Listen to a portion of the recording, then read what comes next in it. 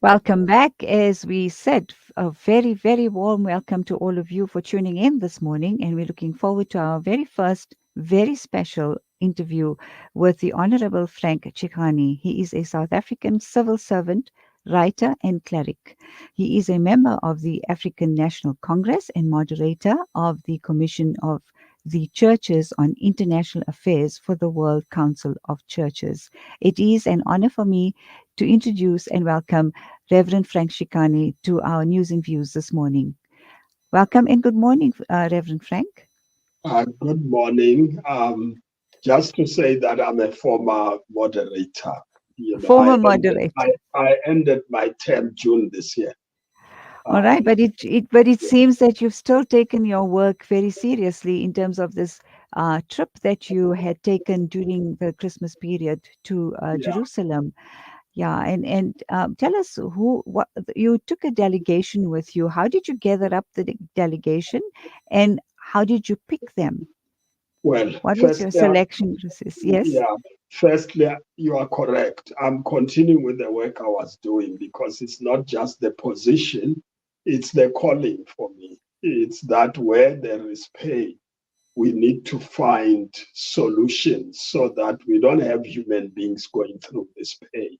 So where we started really, it's the Christians in the occupied areas sending an SOS message, lamenting about the pain, the death, the destruction, losing family members. And we prayed with them. And then they said they feel that the world does not care about them. And also, they said the church, particularly the church in the Western countries, does not care about them. So we did a joint letter, which I signed with one of the patriarchs there here, to send to the churches in the West to say, listen to the voice of the Palestinians who are suffering. And then we said, but that's not enough. As the death rate was increasing, it reached 8,000. And they said to us, called on us to say, can't you come and be with us? We are dying. And so we decided we're going to organize a church leaders delegation. You know, global church leaders against genocide. And we reached out through the Kairos, South Africa, Kairos, Palestine. These are the Kairos groups of activists in the church. And we organized the trip. We gave everybody a chance. So we had people from Latin America, North America, Africa, you know, the ones from Asia didn't make it last minute. And so we've been here, about 20 of us, and we came to be in solidarity with them. We came to pray with them. We came to listen to them.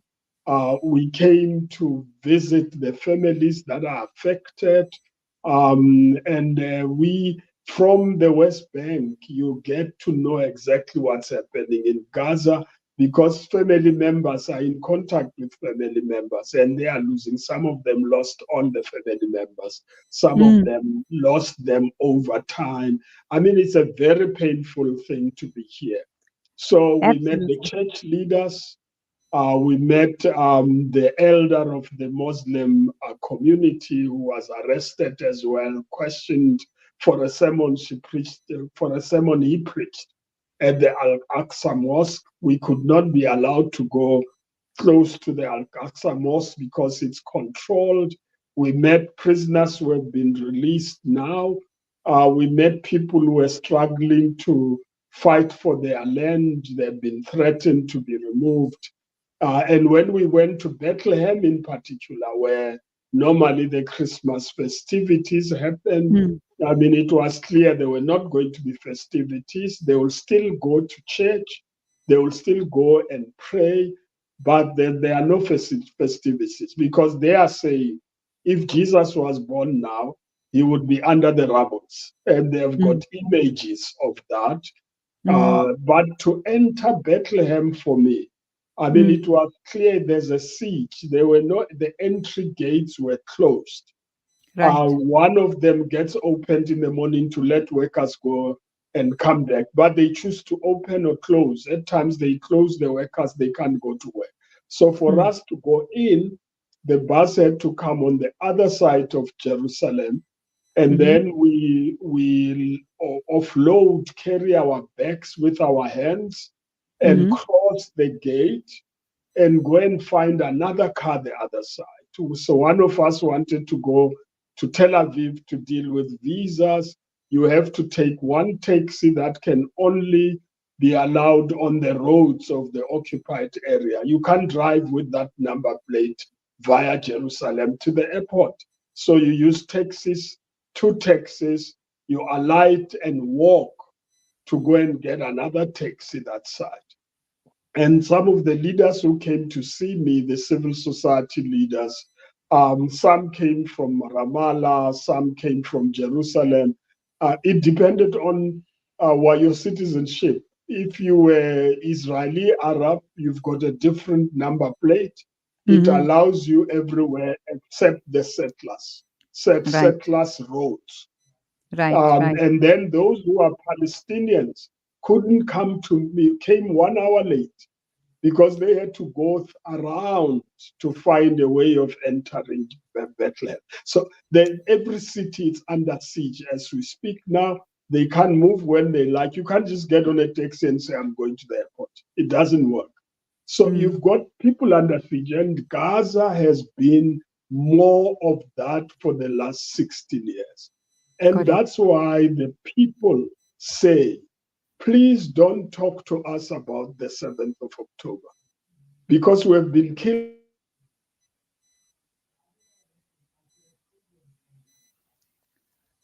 So we're having a problem with the connection there. Are you back with us, yeah. Reverend? Yeah. Okay, But that's much better. yeah, I've Thank you. completed that part of it. I mean, that's the feeling here. Mm-hmm. And we left on Monday on Christmas after our program. And as we left, there were raids into Bethlehem, Nablus, and a real war in Jenin on the occupied areas. People are watching Gaza, but a lot of attacks are happening in the occupied areas. And it's quite clear. I Mm. think the plan is to get the Palestinians out of this place. It's a Zionist plan, really. Out of this place, you Mm. either submit, you are, or you die, or you leave. And they Mm. prefer you leave. Yeah. If you don't leave, submit. There's no other option. And the Palestinians are saying, no, but this is our land. This is where our ancestors were. We were born here. We're not going anywhere. Some are saying, even when friends call them to come out and go elsewhere, like Jordan, etc., they say, no. If I go out, I will never be allowed to come back again. You know, the refugees of 48, Yes. 67 have not been allowed to come back again. This is a permanent war against the Palestinians. I think if we understand it in that way, then Mm. we will understand it better. Let me just say one thing. That Yes. one thing that is treacherous is Mm. that the international community watches this genocide. Israel has no respect for any international law. In this enclave, no international law applies. No one enforces it. I mean, Mm. they partitioned this place without consulting Palestinians. And they said there will be two states, Palestinians one side, the Israelis one side. They helped the Israelis to have a state which has been armed, the fourth strongest Army in the country world. in the world. And Mm-hmm. then Mm-hmm. since 48, they never allowed the Palestinians to have their own state. And the people who did the division, which is the UN, has not done that. Instead, they get occupied 67, and it's now 56 years they've been occupied. No international law applies. They Mm. beat people as they like, they shoot them as they like. When I was at the gate in Bethlehem, there was one Palestinian who came from the Jerusalem side, and said, I've come here to pick up my father because he's critically ill. Can you open the gate for me? They said no. And then Oh, when he tried to make a case, they threatened to shoot him. I was so close to it. And my then goodness. he realized he was at risk. He then turned around, and this soldier came running and banged his window with a gun and said, "Get out." And then they took him down the ditch. I don't know where they went to, just for pleading to go and pick up the father to go to a hospital. That's the life of Palestinians. Now, nobody can tell me that's normal. If we try to do this with the United States or any other country, they will go crazy and fight to hell. And so But we need the world to really become what it's supposed to do and enforce international. indeed, what I find, with whatever you've described, is that this is, so brazen. I don't know if there's another word for the audacity, as it were, the idea of soldiers, because you are tourists there, and it's right in front of your eyes that you're witnessing this, and there's no care about what you think or what reports are going to happen after you leave. This is a Christian delegation of Christian leaders, in fact, and your presence wasn't even respected in that sense. Yeah, you are cutting. Can you repeat again? Yeah, I don't know. I think we seem to have some kind of a connection problem. I'll repeat that. I'm saying that with you having witnessed whatever you described is quite brazen because you are international visitors, you are Christian leaders, and yet whatever happens happens in front of your eyes, regardless of who's watching. Mhm. Yeah. Eh, No, you got cut off at the end. I didn't even hear the question. I'm sorry, I said regardless of who's watching. Um, you witnessed all of what had happened in front of you with the cruelty and the injustices. I think we should go for a quick ad break and see if we can connect with Reverend via a telephone, because I don't want to lose out on this discussion with the Honorable Reverend. Thank you.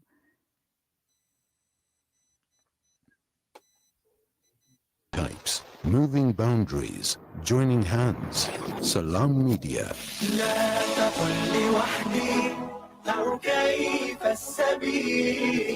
Humanity sets the agenda.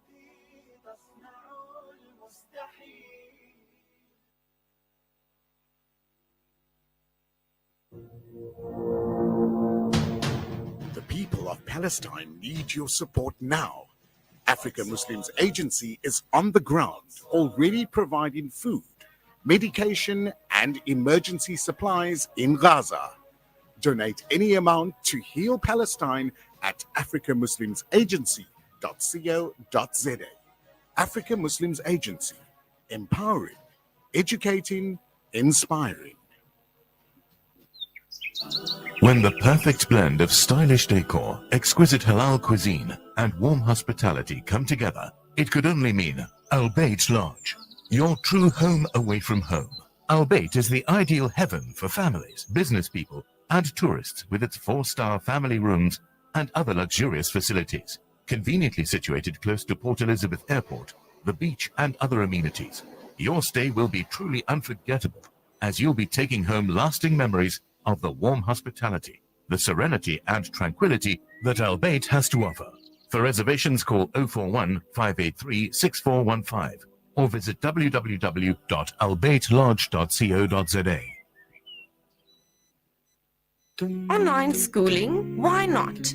Kurtuba Online Academy is the leading global online Islamic school from grade R to matric, offering South African caps and international syllabus. And it doesn't stop there. We also offer online madrasa for every grade. For more information, visit www.kurtubaonline.co.za.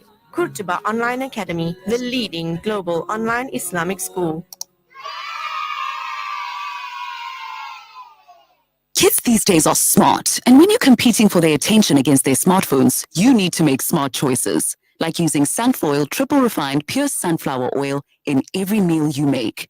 It's naturally cholesterol-free and approved by the Heart and Stroke Foundation as part of a balanced eating plan. So whether you're cooking, frying, or baking, you get the great tasting results that'll get their attention faster than the latest app. And if that doesn't work, change the Wi-Fi password. Sunfoil. Now we're cooking. At Sentio, our Invest for Good philosophy is based on a genuine desire to use our investment skills for the benefit of broader society by investing responsibly, giving charitably, and developing talent that will transform the investment industry. Visit www.sentio-capital.com for more information about our Sharia investment products and start saving with us today. Sentio Capital. Invest for good. Sentio Capital Management is an authorized financial services provider. SANZAF's Meals Distribution Project aims to create food security for those in need. By supporting our program, you can help us in our mission to provide access to nutritious meals on a daily basis and help us extend our reach. Join SANZAF in the fight against hunger by contributing to our food security initiatives. To learn more, visit sanzaf.org.za or call 011 834 6046. SANZAF, changing lives through development and relief. With so many investment options today, it's only natural that you might feel a little confused which route to take. Should I buy shares or should I invest in gold bullion? Randery Jewelers now brings you the Zahab coin, an alternative to the Kruger Rand. The Zahab coin, a solid wealth protector in its purest form of 24-karat gold, is the safest way to protect your wealth. So don't just sit there and watch your paper money depreciate. Change to gold. Call Randery Jewelers now at 031-202-4701 or visit www.rjcoin.co.za, situated at 151 Essenwood Road, Musgrave, Durban. Randery Jewelers, the family name you can trust. Salam Media, a global voice for humanity. I am deeply, deeply disturbed at this forum that is going to happen and that South Africa is going to host it. I'm deeply disturbed that our government cannot make the distinction between what one might call normal circumstances and extraordinary circumstances. I do not know what is more extraordinary in our world right now than the genocidal war that is continuing and that is ratcheting up itself every single day. Dr. Alan Busak, he's an anti-apartheid activist. This is Salam Media.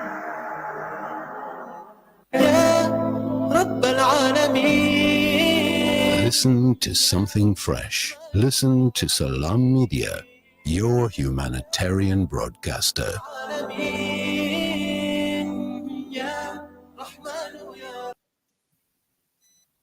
We apologize for that break in our transmission. I just learned that Reverend Frank Chikane is not in South Africa, and hence there is this connectivity problem. But we'll try and get through as much as possible in the next 5 minutes. I'm not going to go back to the question I asked before the break because there's so much that I want to talk to you about, Reverend. You went at a very obviously poignant time. What was your sense of that particular, engagement? I mean, during the most holiest time in the Christian calendar. Yeah, firstly, we must say the delegation, I thanked them as we preparing to return back home, that they were bold enough to come here when there's a war. There was a risk. But, in the Christian faith, if one part of the body suffers, the rest of the body also suffers. And that's why we were here. It's such a painful moment. People are really in tears. People are distressed. We met one sister who described how the aunt died first and was pulled out of the rubble dead. The other one, the relative was injured and had to do an operation without anesthetics. Oh. I mean, it's just and then the rest of the other family died. So, I mean, she's talking from the occupied areas, can't go back to Gaza. And so it's a very painful thing. I mean, Yes. you can't do this to human beings. I'm hoping that the world understands, unless they treat them as less than human beings. And it is necessary to end the war and slaughter of the people. I mean, it's 21,000. You're looking for Hamas and you kill 1,000 people and children. I mean, it doesn't make sense. And the United States needs to stop the veto. You can't veto a ceasefire or end of a war and let so many people die. And I think the whole world needs to take a stand. If our governments don't do it, then the people must do that, starting with the United States and Europe. They need to take a stand. But those who have the power and are using the power against ordinary people unarmed, I mean, a fourth strongest army with the most modern weaponry. Yeah, killing ordinary kids without any defense. It's unacceptable. But I need to say that those who are in power and have the power to do this must remember power does come to an end. And one day they're going to have to account for what they are doing. Yes, indeed. Also, Reverend Frank, the perception, I think, out there is that it's a war against Muslims. And there's this Islamophobia that's now being created, that's always been there, but it's just so much more apparent. And I think it's very, very important that you've appeared on this program on an Islamic station representing the Christians, humanity actually, but as a leader of the Christian community, it's important that we get your point of view and make this very clear that it's not a religious war anyway. No, this is not a religious war at all. It is a war to exterminate the Palestinians. And if it was a religious war, I mean, the Christians and Muslims live together. They've never had a problem. In Bethlehem, in fact, the mayor is a Christian there. In terms of the statutes of the Palestinian Authority. So there's no problem between Christians and Muslims. If it was a Muslim-Jewish problem, they would not go to Gaza and bomb churches, bomb hospitals that are run by churches, bomb social welfare systems that are run by the churches. I mean, in one of those hospitals, which is the one run by the Anglicans, they went in there, dropped a bomb there, came with a military vehicle, broke the walls, and then went in and captured more than 20 staff members. And the bishop in Bethlehem was saying to us, we don't know where some of those people are, which is, it's like taking hostages, actually. I'm not sure why they are using the language of hostage on one side and not on the other. It's hostage taking. Up to the time we left, the church didn't know where those workers are. This is a war against humanity. I mean, they've killed UN staff. I've never seen a thing like this where UN staff are killed and nobody says anything. Emergency services are bombed. Even ambulances get bombed. I mean, if you attack an ambulance in a war, there is an exemption of medical doctors you treat on both sides. You don't leave people die when you've got the means, even if it's your enemy. If that person is down, you need to be able to treat that person and treat that person as a human being. The law of war don't apply. So the world is making a big mistake because they are turning this modern society into a jungle where there is no justice. And those who have power are the ones who determines what happens. You will lose power as well, and you're going to have to experience what others are experiencing. Yes. And I see you still in Jerusalem. How long are you Yeah, staying and what's the plan? Yeah. no, we've just crossed over actually. It Oh, took us a whole day to cross over to Amman. I And see. so we have just crossed over. We left at 8:30 in Bethlehem, couldn't go through Jerusalem. They took us through the whole occupied area into Jericho, went through the route Palestinians go through. I'm happy, it's a terrible experience, but I'm happy we went through it, checkpoints to experience what Palestinians are experiencing. And we found that, in fact, it's more expensive for Palestinians to travel in and out if they are allowed to do so. And it took us the whole day, 8:30, and we arrived this site at 5 o'clock. And so we now in Amman, we are interacting with the Palestinians who are here. Yesterday, we had dinner with Palestinians who have been either banned from there or refused entry, have families but can't go there. And this morning, the team is visiting a welfare service that is a society that's taking care of the needs of Palestinians. That is the end of our journey. Right. Unfortunately, we couldn't go to the the border on the Egyptian side. We were not given a permission to get on that road. We tried to Okay. get to the hospital 1 hour before the gate. They've not given us permission. We applied for permission to see people from Gaza, children who were injured, who are treated in hospitals in Cairo. We could not get a permission, so we decided not to go to Cairo. There's Okay. only one member of the delegation who has arrived there. Right. What are your plans when you come back home?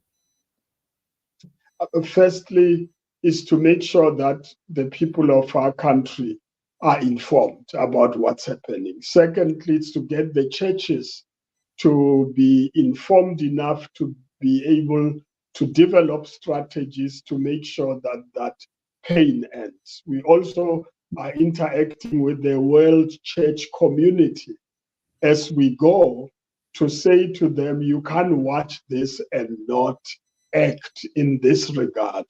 There is also a view that we need a much more bigger delegation of church leaders mobilized internationally as a global church leaders against genocide movement. So that we mobilize the churches. We're going to go interfaith because the Muslim communities, the Jewish communities are saying no to this experience. So it's not like it's a Palestinian Jewish thing. We met Jews from Yes. Israel who made it very clear they don't agree with this. There are human rights groups like Bethlehem, which makes it very clear this is an apartheid system.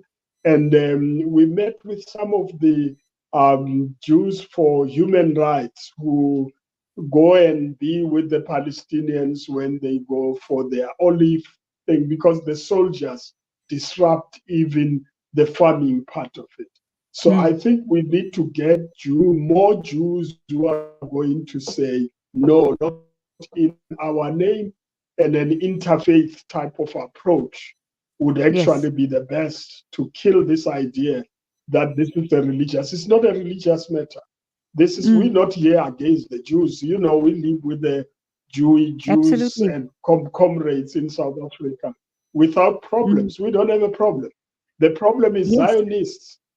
Where you have Zionists, whether they are Black Africans, Jews, or whatever, where you have a Zionist, it's a person who does not recognize that Palestinians exist. And that theory about submit live or die. That's a Zionist type of philosophy of how they deal with Palestinians. And they forget that in 1947, there were 750,000 Palestinian, Arab Palestinians, and 120 plus thousand Jewish Palestinians, because they were all Palestinians.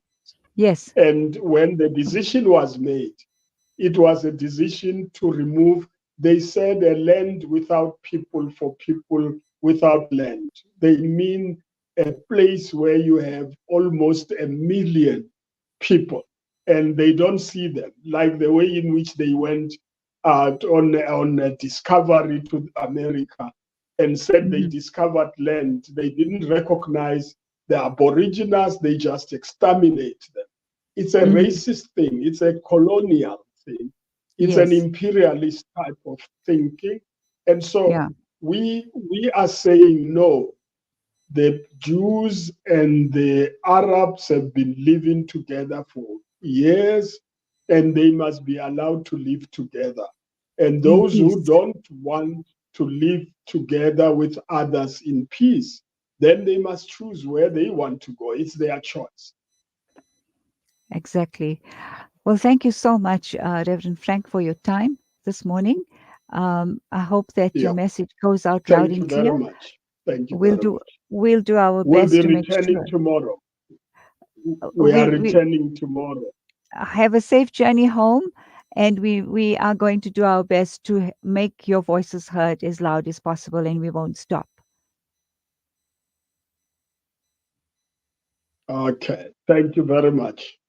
Thank you very much. That was Reverend Frank Chikane, civil servant, writer, and cleric. When we return, we're speaking to Dr. Pali Lehohla, if I got that pronunciation correct. We're talking about the postponement of the elections in South Africa 2024.